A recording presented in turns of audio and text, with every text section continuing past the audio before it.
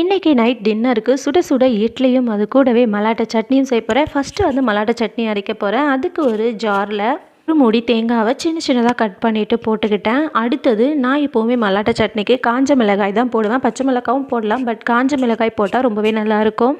ஒரு 6 காஞ்ச மிளகாய் கிட்ட போட்டேன். அதுக்கப்புறமா மல்லாட்டை பயிறு ஏற்கனவே நல்லா ஃப்ரை பண்ணிவிட்டு தோலை எடுத்துகிட்டு வச்சுட்டேன். அந்த மல்லாட்டை பயிரும் சேர்த்துக்கிட்டேன்.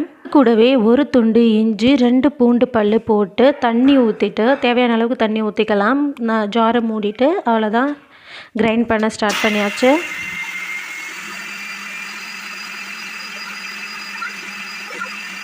இப்போது இது நல்லாவே அரைஞ்சி வந்துடுச்சு. இந்த டைமில் இதில் தேவையான அளவுக்கு உப்பும் தண்ணீரும் சேர்த்து கலந்து வச்சுக்கலாம். அடுத்து ஒரு தாளிப்பு கிண்ணத்தில் தேவையான அளவுக்கு எண்ணெய் சேர்த்துக்கலாம். நான் வந்து 2 ஸ்பூன் எண்ணெய் சேர்த்துக்கிட்டேன். எண்ணெய் நல்லா காஞ்சி வந்ததுமே அதில் 1 ஸ்பூன் அளவுக்கு கடுகு சேர்த்து கடுகு நல்லா பொரிஞ்சு வந்ததுக்கு அப்புறமா 2 காய்ஞ்ச மிளகாய் போட்டுட்டு அது கூடவே 1 ஸ்பூன் அளவுக்கு உளுத்தம் பருப்பு போட்டேன். நான் எப்போவுமே வந்து சட்னி தாளிக்கும் போது சீரகம் ஆட் பண்ணிப்பேன். அடுத்தது அதில் ஒரு கொத்து கருவேப்பிலை போட்டு நல்லா பொரிஞ்சு வந்ததுமே அதை எடுத்து சட்னியில் ஊற்றிடலாம். அவ்வளோதான், சுவையான மல்லாட்டை சட்னி ரெடி.